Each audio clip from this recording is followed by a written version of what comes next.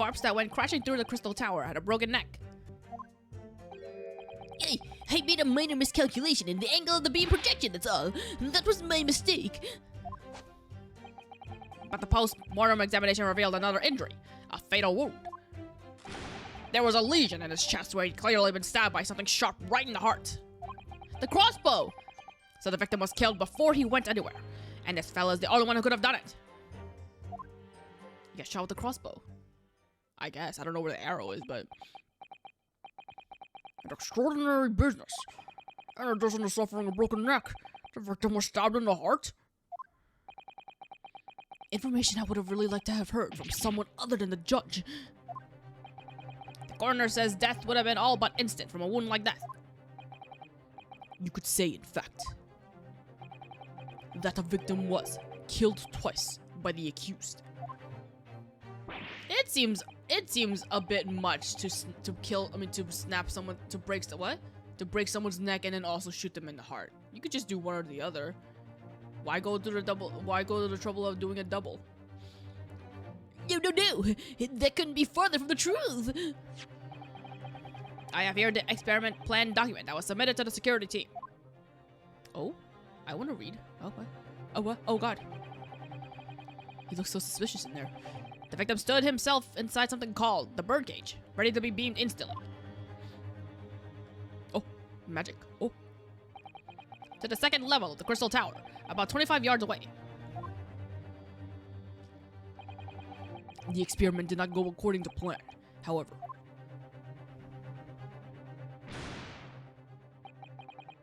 As the machine was put into operation, there was a large explosion. The blast caused the beam transmitter to point higher than intended. Oh, so he's saying that, oh. Accordingly, the kinesis resulted in the birdcage materializing in midair. Ah, fell on his head. Oopsie. From where it subsequently fell, crashing through the glass of the crystal tower's large round window. So it supposedly was supposed to teleport the apparatus he was standing in too. So it's I was about to say do non-living objects also contain atoms, but I guess they do. They just don't live. I don't know. More word. One assumes the victim's neck was broken upon impact with the tower then. I'm so sorry. I didn't mean for this to happen. The machine was just too powerful. But honestly, really, I swear, it was just an accident. A terrible accident. Unfortunately, that excuse can't save you. Now, not considering the sharp murder weapon that pierced the victim's heart. Murder weapon? What are you saying? This is the autopsy report submitted by the coroner. The prosecution would like it entered into the court record. Your request is granted, counsel. Let's read it. Oh God, oh God, oh God, oh God. He's got weird lips. Coroner, Courtney Sith. British, age 47, died on October 21st. Hemorrhage of a wound to the chest that pierced the heart, inflicted by a sharp implement. Broken vertebrae, most likely resulting from impact after a sudden fall from considerable height. Okay, is that it? That's it. Okay. The neck was broken from the impact of a violent fall and was stabbed in the chest with a sharp object. Must have been a crossbow. We just don't know about the arrow. Can you take glass and shape it into an arrow? I was there in person, you know. I saw the whole ludicrous performance. And the only other person on stage was Mr. Asman with that disgrace excuse for a scientist. Then really, by all accounts, it must have been him. Hard to think otherwise. What? Hard to think? What? What was your voice? Hard to think otherwise, really. Very well. Counsel for the defense. Proceed with the court's examination, please. Oh, yes, my lord. I need to focus here. It's been a while. Yeah, it's been a while for me too. We got this. We'll be fine.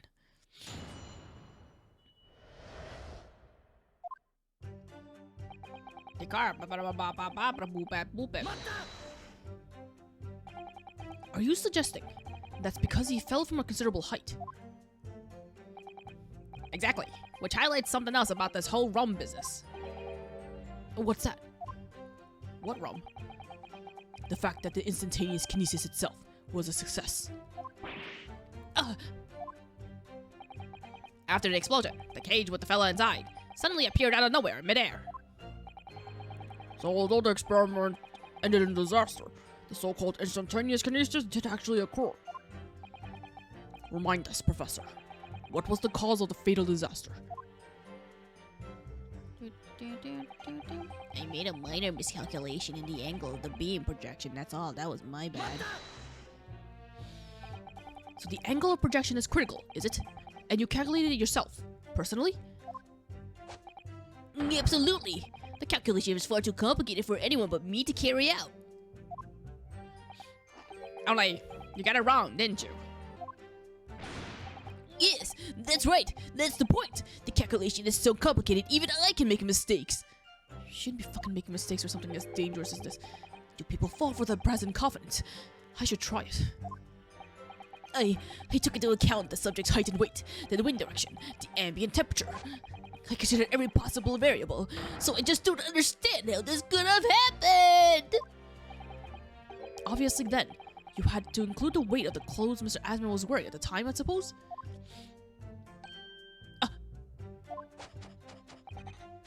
Crackling comment! That answer should have been 3! So much for safety first. The 3 must be for safety third.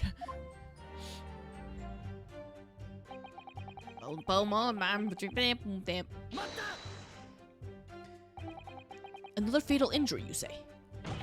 That doesn't make any sense. I didn't think I'd have to spell this out, but here we go.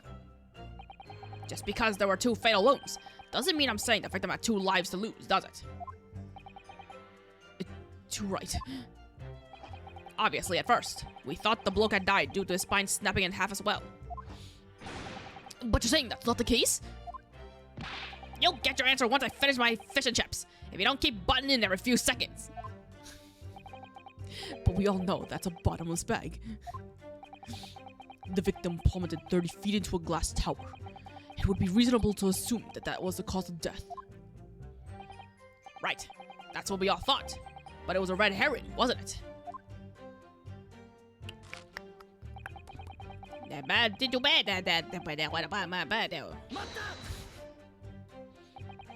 The defense knew nothing of this crucial information. The prosecution received this report from the forensic investigation team only this morning. And that was the first we knew of it as well. I can only apologize for the impossibility of informing the defense. Oh, was he being sincere? I was about to say he's such a nice guy for apologizing, but apparently he wasn't sincere about it. Sarcastic and insincere. Thanks. So, what was the nature of this sharp object? Among the accused's tools that were in the use of the demonstration, one is of particular interest. This. The screwdriver? Oh yes, that would appear to be some kind of screwdriver, wouldn't it, Counts? There he is! What? My trusty little companion, Andrew! What? Andrew? Of course.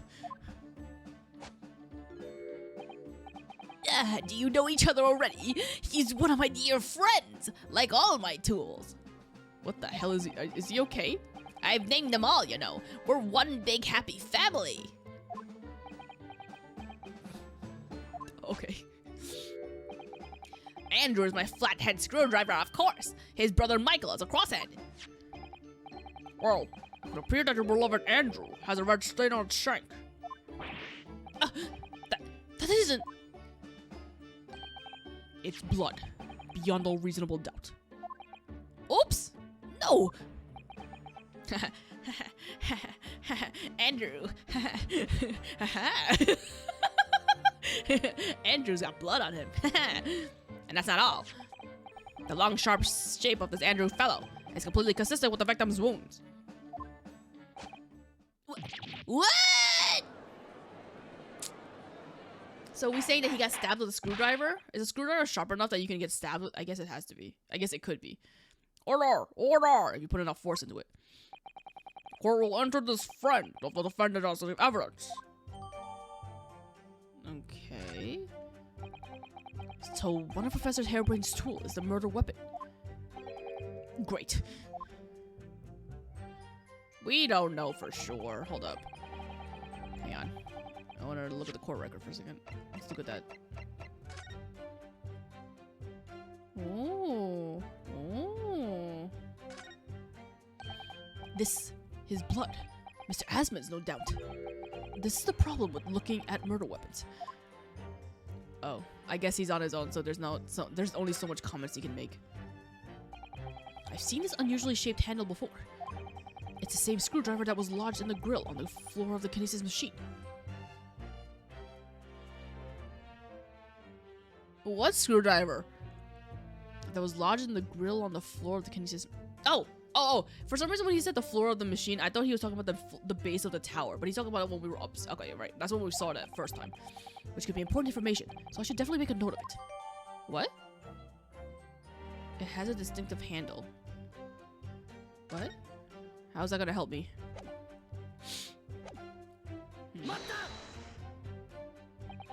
What grounds do you have for saying that? Ha!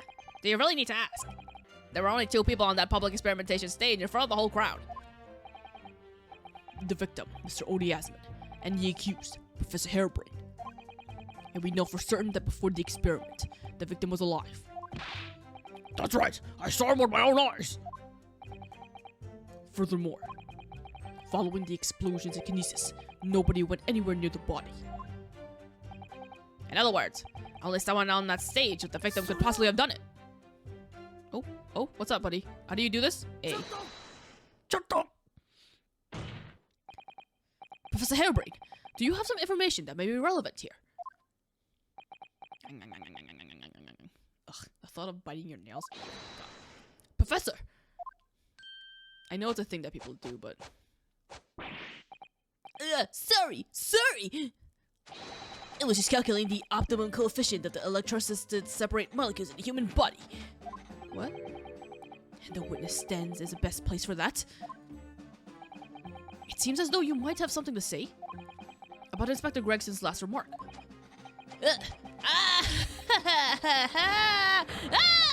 Yes, that's right, of course. He just said that nobody else could have done it, didn't he? Yeah, that's right. Who else would have stabbed the victim, eh? I don't know, but there's no way that I could possibly have stabbed Mr. Asmon, as you said. Eh? Explain, please, Professor. Of course, this cold-hearted policeman may not be aware, I suppose. But humans are warm-blooded mammals with blood running continuously through their veins. I had heard. What? Then surely you see, if I'd plunged something that size of Andrew into man's chest, that stage would have been a bloodbath. No, a blood-swimming pool. But thousands of Londoners were watching me at the time. And yet not one of them have claimed to have seen a swimming pool of blood. Well, no, I suppose not. Well, then again, based on this, he didn't even bleed out, like, much. The blood stopped here. So, like, was he stabbed face down? Or, like, laying down? Or maybe the blood trailed, I don't know. You see? Not one! True. I didn't see anything like that. Well done, Professor. That was a great counter-argument.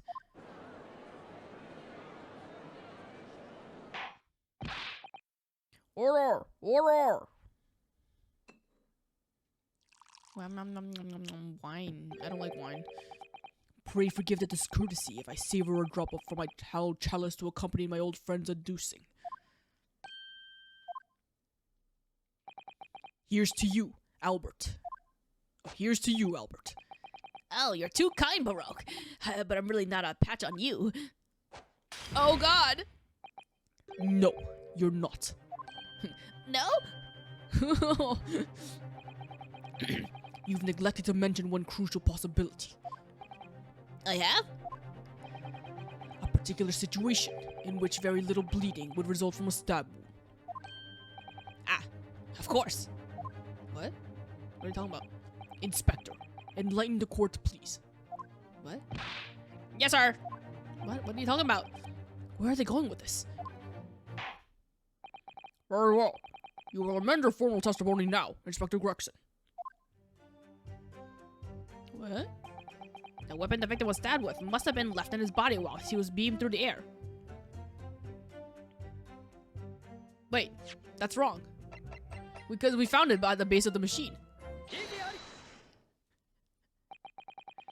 You say that while the weapon remains in the body, there's very little bleeding. Is that unequivocal? Unequivocal. That's a hard word to say. Look, there was no blood on the experimentation stage, even though that's where the fellow was stabbed. The only explanation for that is if the screwdriver was still in his body, stopping any heavy bleeding. It's common medical knowledge, my learned friend, even on your side of the world. Yes, but about the screwdriver. The thing is, we actually saw it, the scene ourselves, on the experimentation stage. Also, if that was stabbed into that man's chest, wouldn't the entirety of the stick itself be covered in blood? It's only like, what, an inch of blood? Surely an inch being stabbed in there wouldn't have... Well, I don't know. Maybe it's a good shot.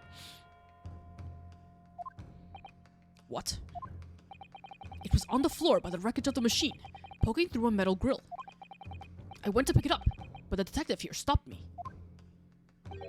Isn't that right, Inspector Gregson?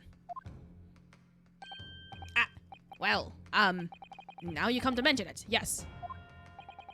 Inspector, are we to understand that you permitted the defense counsel to investigate? That you contravened the special God damn it, I hate this term, it's too damn long. That you contravened the Special Dispensation for Scientific Equipment Act. Hey, no, not at all. I wouldn't do that. I just let him look, and nothing more. I was very clear he wasn't to touch a thing. Yes, that's true. The screwdriver was in plain sight, on the stage. But it shouldn't have been, should it? What are you getting at? If this tool had still been in the victim's body when the victim was beamed away by the machine, then it shouldn't have still been on the stage. That's right. It should have been beamed across to the Crystal Tower along with Mr. Asman, and been found still lodged in the victim's chest.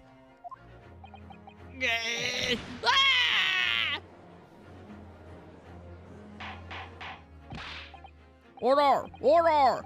How do you explain this, Inspector? I don't... It looks as though everything that the victim had on his person moved with him when he was beamed. If the screwdriver was still in his chest when the instantaneous kinesis occurred, obviously, that should have been beamed to the destination as well. You... This is a strange situation. Even though people are saying that this instantaneous kinesis is a scientific impossibility, we're still basing arguments on the assumption that it did actually take place. Alright, time to tighten the screws here. My lord, if the prosecution is unable to explain this inconsistency in its argument, we can only conclude that the testimony given in support cannot be relied upon, whatever. Wait, I just thought. Asman, the rich man, got on a hot air balloon. In some way. Was killed on the hot air balloon. And then the person who killed him dropped him into the tower. And that person also disposed of the crossbow. Because the crossbow was found by the base of the watchtower, right? So he threw that down to the ground. I think. Maybe. I don't know how you would avoid... I don't know how you wouldn't be able to see a hot air balloon in the air, but... Lord Van Zieks is stumped. Who said that? Was that Hairbrain? It is. Do you have something to say with us? Yes, I knew it. It bears out. The equations hold. Mr. Naruhodo, don't worry. Huh? What? About what? Without delving into the details, there is no inconsistency. What? Why are you fucking trying to prove me wrong? Even if Andrew had been lodged in Mr. Asman's chest, my trusted tool wouldn't have moved. Andrew remaining on the stage is consistent with my calculations.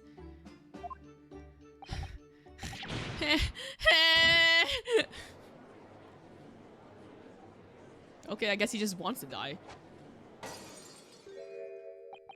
It would seem your illusions have been shattered. Clearly, we should hear the accused's explanation. Or should I say, this brilliant scientist's explanation. Damn it. Just when I found an inconsistency in the prosecution's argument.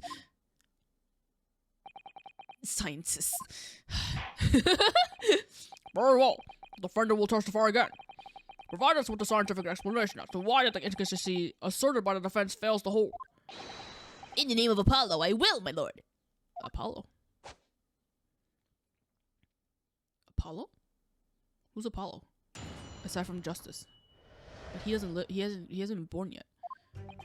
To be clear, I'm still at the stage of gathering data in my research. My hypothesis states the kinesis cannot transport metal, though. Hence, the metal weapon would have stayed put. You're telling me this man doesn't have any metal on him? What are the buckles on his... Is that wood? What about this monocle? Is that not fucking metal? Is this not metal? What are you talking about? Are you telling me that that's not metal? In other words, the point just raised by Mr. Naruhodo isn't an inconsistency at all. Mr. Asman was the patron of my research. Without him, my work couldn't have been possible. Now I have a duty to protect the incredible machine that we built together. It exploded. What is there to protect?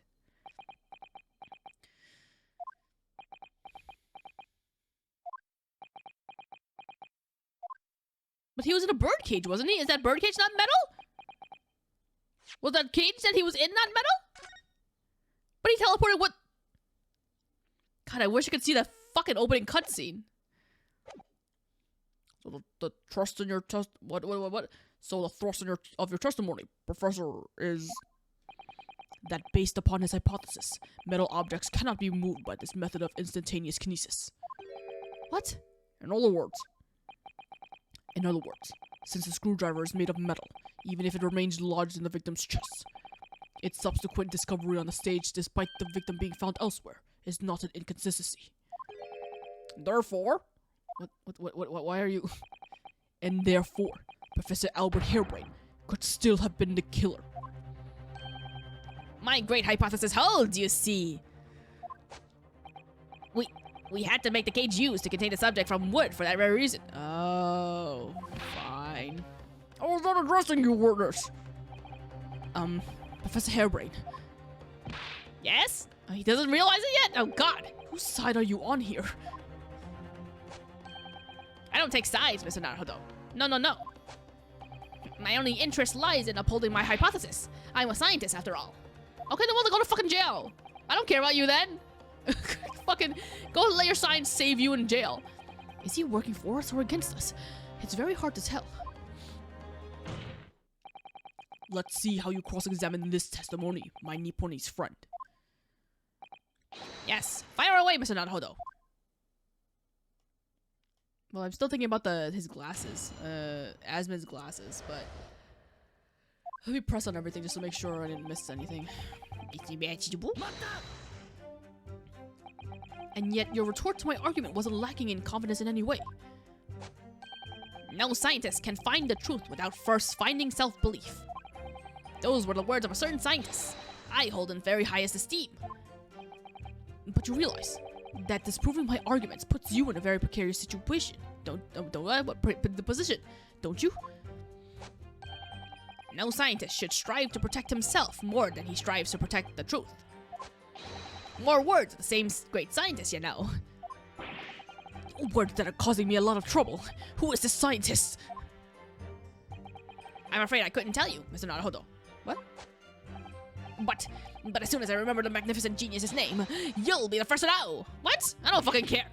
It might be worth keeping the names of your idols to mind, whatever. You're wasting your breath, my learned friend. This scatterbrain even forgets my name at times. Does he? So Lord Fancyx really did have a friend once, but I didn't notice hell freezing over. Oh, stop it. That's mean.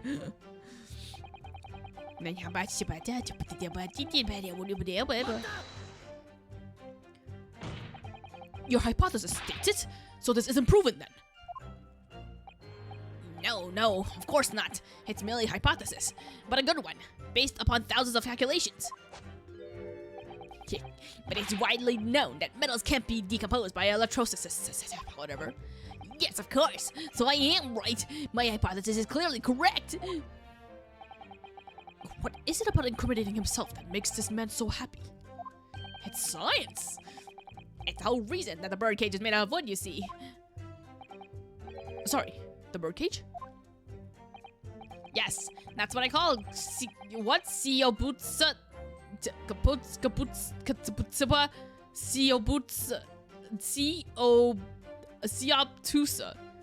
Sioptusa? Cage in which Mr. Asman was placed for the kinesis. Oh, the thing that he's around right now is the bird cage. So I thought that was just like, for some reason my mind didn't realize that the thing he was laying on was wood. I thought it was like a stretcher or something to carry out a dead body.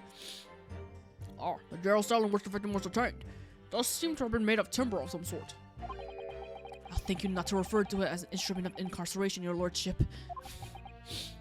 In short, any weapon lodged in the victim when he was beamed away by instantaneous kinesis would have been left behind on the stage if it was made of metal, correct? Yes, that's it. Yes. It all fits perfectly with the mathematical model. But the ultimate conclusion, then, is that the defendant alone had the opportunity to inflict this fatal injury on the victim, is it not? Don't you Indeed, sir. Someone beat me out of this nightmare. In other words, the point just raised by Mr. Naruhodo isn't an inconsistency at all. I feel like I don't need to press this last part. Well, I'll just do it anyway. You seem to be pleased by that. Yes! Another example of my hypothesis holding true! I sense some sarcasm, Mr. Naruhodo. Are you not pleased? No. I knew it! At the end of the day, I'm the one responsible for Mr. Asman losing his life. The advancement of science is no excuse! I know that! No, you're quite right. Tell the court, did you have a close relationship with Mr. Asman? Oh, well, no, not really. I mean, I'd only met him 1 or 2, 3 times. And we only ever discussed my hypothesis and the project. And the research grant, of course. Mr. Asman was the patron of my research. Without him, my work would have been impossible. Is this the last statement? No, there's 2 more statements. How did you come to know Mr. Asman in the first place? Oh my god, is that a little tiny book? Oh my god, it's a little teeny itty bitty book. Here we go now. A small professional science journal published a little paper about my work. That's a scientific journal? Good gracious, I should need new spectacles. I might have had an extraordinary hypothesis and great promise, but at the time, I had no money. I had to eat tiny little meals at a tiny little cafe and drink watered down water out of a tiny little glass. Watered down water? What does that mean? But Mr. Asman read the paper and came to visit me in my tiny little laboratory. And offered you money to help fund your work. Exactly! That's exactly what happened. I handled the theoretical side of things, and Mr. Asman provided me with an engineer for the practical. The engineer did it! I think I said that last time. And the 3 of us produced that fantastic machine. Whoops, sorry. I was scratching my back and I accidentally put machine together. The machine that you brought to the great exhibition to demonstrate. Why are we not bringing up the engineer? There's a 3rd person involved. We had to apply to the government for some sort of inspection to be allowed to exhibit, I think. I didn't understand all that side of things. Mr. Asman took care of all of it. He was a wonderful man. Really, I owe him everything. Now I have to. When you say you built the machine together, does that mean you were involved in its construction? Yes. Well, not exactly. I'm not good with the practical side of machines myself, so the physical construction was done by an engineer. Little remains of your creation now, though. Following the explosion, repair will no doubt be impossible. If it's gonna be impossible, why can't we just fucking investigate it? I mean, inspect it. Yes, I realize that. But still, if someone were to gather all the broken parts, they could discover the secret of my hypothesis. Whatever. But Mr. Aspen and I toiled over that machine for so long. We put our hearts and souls into it. I have to protect our work. So what's left of the machine must be kept safe. That's only fair, because what happened was an accident. Dang it, come on.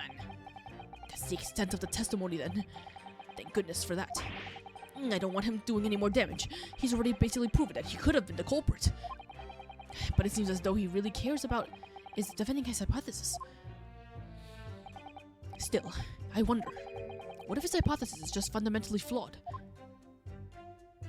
Let's see if what I was thinking is right. My blah blah blah blah blah. Let's see. Will it be?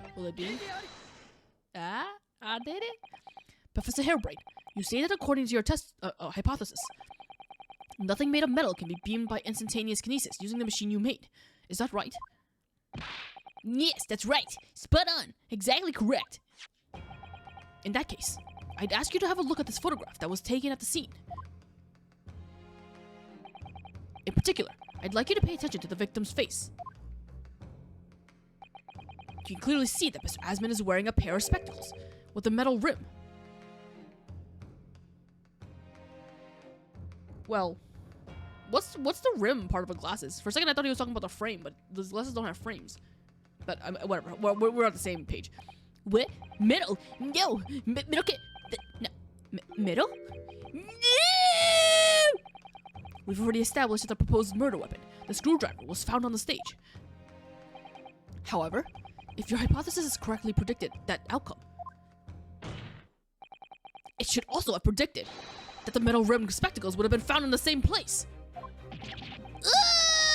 My hypothesis! My hypothesis! Professor Hairbrain, this isn't easy for me to say, but your hypothesis is clearly flawed.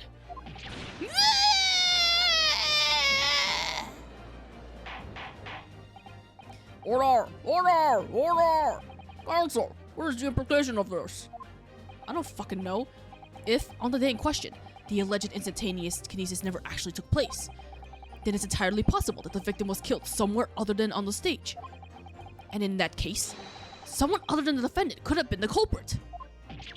But my hypothesis is sound! I proved it on the day! The experiment was a success! The experiment was proof of all my work! If I could say something here in my capacity as a fellow of the Royal Society. Yes, you're number 4. Go ahead. As a man of science, there's one thing I simply cannot abide. And that's a fraud who pretends to be a fellow man of science.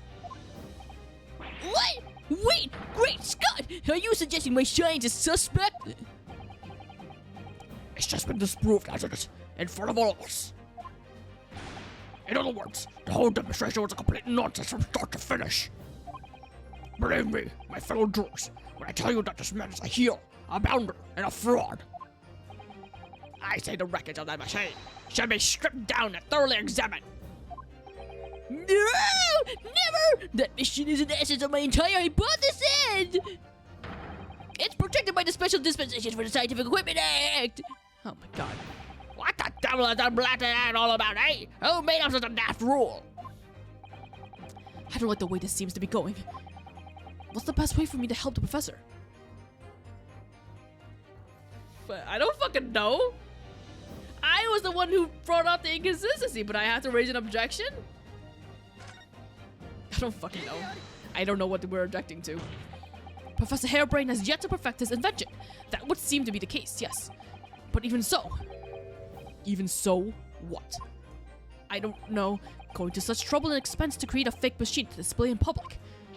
He would have absolutely no reason to do such a thing. He had an obvious reason to do exactly that.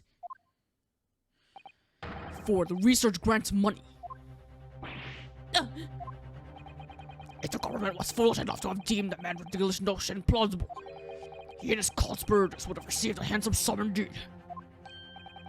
Conspirators? What would be the value of such a grant? 10 pounds? Your order of magnitude out, madam. 500 pounds a year! How much is 500 pounds in American dollars? I only know American money.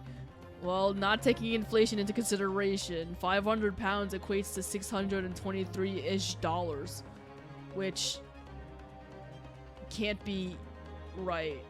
What is the inflation? What? I don't know what the inflation is, because $600 a year is not much of anything. I mean, it would be something, you know, but you know, in the grand scheme of things, you can't pay your rent $600 a year. So I don't know what this is without inflation.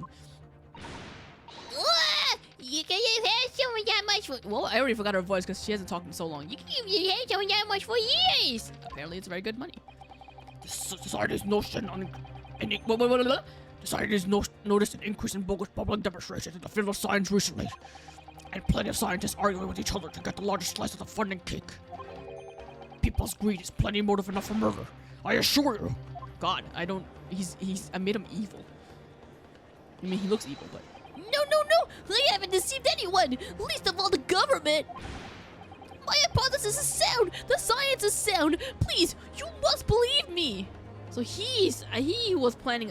He was in it for reals. But then the fucking money man built... The money man and his engineer clearly made like a fake machine to give the illusion that it's like a real invention. But in actuality, it was just gonna be a ploy. A ploy? Is that the word I'm thinking of? A ploy to make it seem like it's a real thing so that they could get the money. That's why he had no hand in the building of it. Because if he did, he probably would have realized that it wouldn't have worked, maybe. No matter how unbelievable this hypothesis may seem to you, ladies and gentlemen, the fact remains that the victim was transported instantly to the Crystal Tower. Which means that the experiment was a success. Barack! And therefore, the only person who could possibly have committed this murder is the accused. Barack. Oh, shut up! You didn't care! Where's this heading? I have no idea. My lord, if I may. Yes, my lord. What? I was about to say yes, my lord. Yes, Lord Ranjix. The prosecution would like to summon new witnesses to the stand. Oh? New witnesses? What would be the nature of their involvement? They were spectators of the demonstration at the exhibition, who were occupying special seats. Oh? Oh, fancy. Eyewitnesses. Very well. The court grants the prosecution's request. I should very much like to hear from eyewitnesses to the incident. The prosecution's stance is clear. This experiment was no postiche. Sure. The accused killed the financier victim there on the public stage, before the very eyes of the spectators. Now, my learned friend. Yes? It's time for you to make your own stance clear. There's clearly a flaw in the professor's hypothesis. I can definitely see that. But where does that leave me? We shall take a short recess now, during which time the prosecution will prepare its new witnesses to take the stand. As you wish, my lord. Good. In that case, the court is adjourned for 20 minutes. Oh, good time for me to take a break, too.